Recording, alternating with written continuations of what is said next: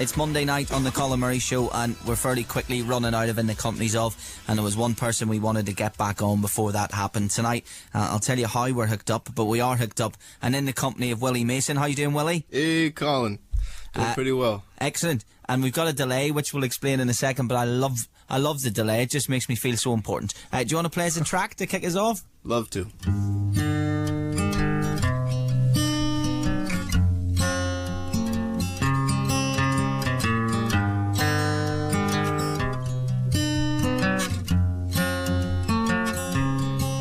I need a new song. I shift it all around like the ocean.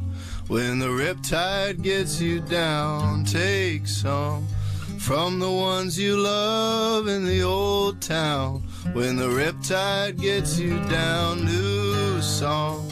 Shift it all around like the ocean. When the riptide gets you down, take some from the ones you love in the old town. When the riptide gets you down, sing, still breathe, I can still walk. I still see Neil Jen walking up the dock. I remember when I carved my name into this cedar tree. Sing while I'm walking, Sebby's on the rocks with a new reel flashing. Casting as he talks, he came home from the city when they choked out all of his dreams. And I guess you could say that this is me.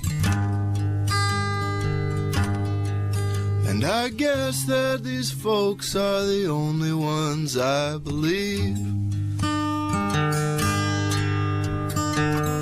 Everywhere I go, I'm going to the ocean.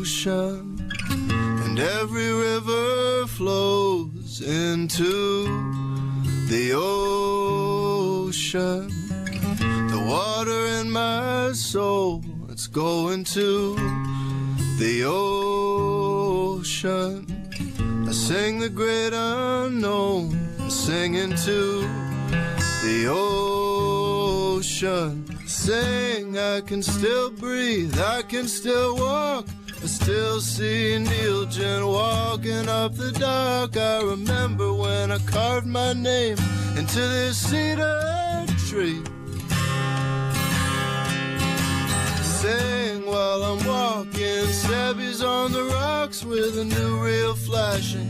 Casting as he talks, he came home from the city when they choked out all of his dreams. And I guess you could say that this is me. And I guess that these folks are the only ones I believe. I need a new song. I'll shift it all around like the ocean. When the riptide gets you down, take some from the ones you love in the old town. When the riptide gets you down. It's been almost a year since this show has been able to say its famous catchphrase, I love Willy. It's great to be able to do it again. From If the Ocean Gets Rough. That's the start of our evening with Willy Mason. Do you remember last time I called you Willie Nelson? Oh, yeah. So that was a great honour. I think it was. for Willie Nelson. I had you fooled for a second.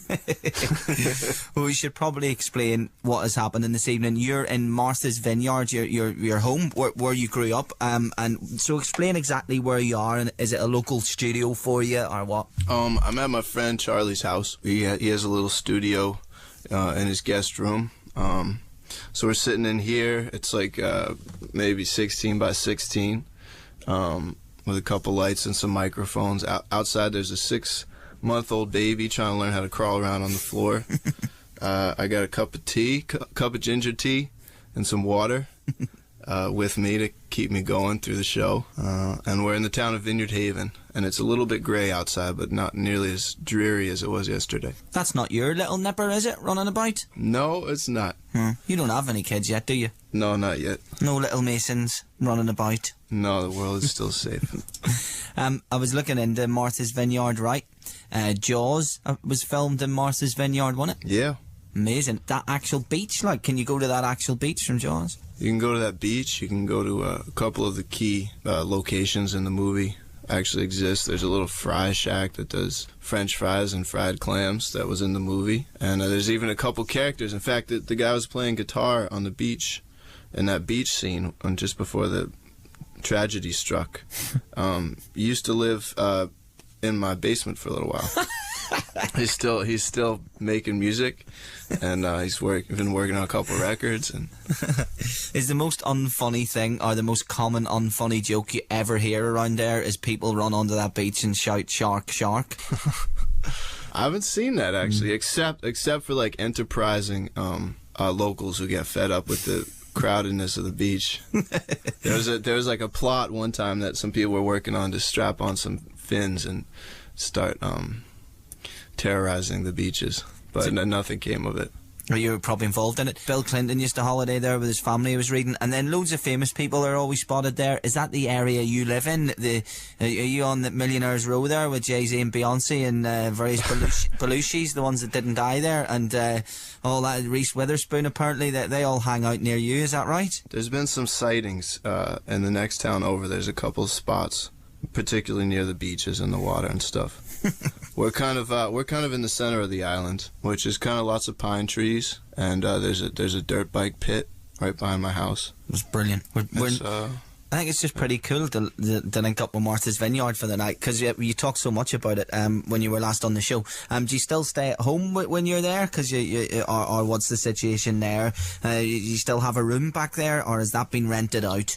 Do you go home now and have to sleep in a settee? Yeah, I've been staying in my truck mostly, except there's a little room that I built out in the woods behind the house. Yeah. That's totally my domain, except that it's not fit for cold weather really at all. It doesn't have walls at the moment. You fairly much, you were over here and you were touring about in your truck and going and playing people's living rooms and doing all sorts. And I think that the last memory I have of the If the Ocean Gets Rough period was your Glastonbury appearance in the Parkfield, which was without doubt the most dishevelled stage I've ever had the enjoyment of witnessing.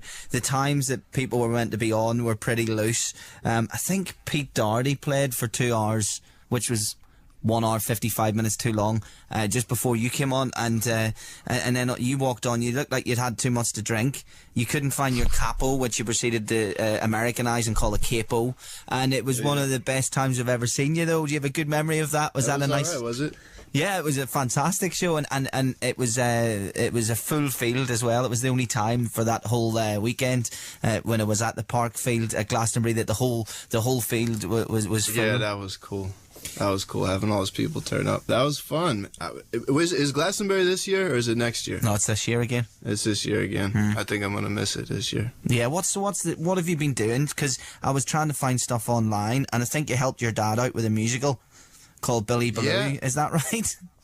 Yeah, I've been trying to help him in whatever ways I can. You know how it is working with family, but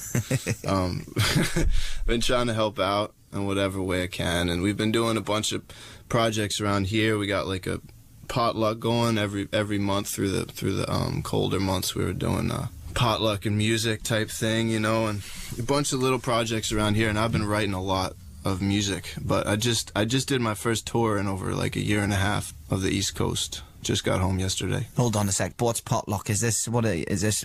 I don't know. Potluck. Yeah. What is that an American thing? Well, potluck over here means just like you take a chance. It's potluck. It's like drawing a number out of a hat would be potluck. Okay. Or like being blindfolded and made to put your hand inside, various containers containing horrible things. It would be potluck. Well, we took that theory and applied it to food.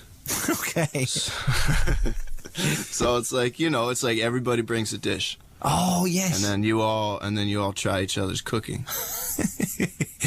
And then meantime there's a potluck concert going on at the same time, which is kind of whoever shows up pretty much. We try to get them organized sometimes. We were getting up to like 15, 20 people on stage each night. Oh wow. It was fun. It didn't happen so much this year. But that was something that I was doing when I first got home. Well, forget the music then. What's your speciality there, Mason? Well, lately I've been doing a salad, actually. Oh, that's a cop-out. It's a good one, man. And no, it's a special salad, though. What like, is special wanna in, hear about it? in an illegal way, is it? Or one of those special salads? No, it's just, Right, hit it's, us with it. It's spinach, Oh. right?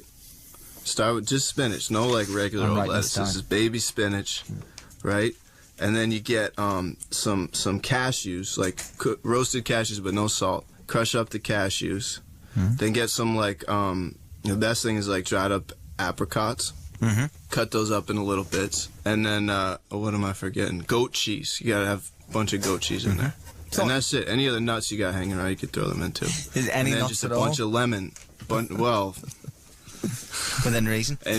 yeah, I mean, you follow your taste buds, you know, whatever, however you're inclined. That's not very specific, is it? You're just basically like bit of spinach, few nuts, throw whatever else in you want. Avocado too. You're making it up now. All right, I'll stick with the music. Well, next time you're over, I pledge this. Wherever you're doing a gig in London, I will bring you down, cooked by my own fair hand, the best apple crumble you've ever eaten. All right, That's the deal. it's on. But if you don't mind, I'm going to pass on your salad. That's fine. That's okay. Okay, you don't know what you're missing. Yeah. I think I do. You've just told me. I'll just make it myself. I think the best way to tell is if this is okay with you, because obviously you might have it under lock and key. But in terms of catching up, and you know, you were saying you've been pretty prolific on the songwriting front. Is to play something, I think, and we can hear for ourselves. Or what's the deal with that? Are you quite secretive about new stuff, or?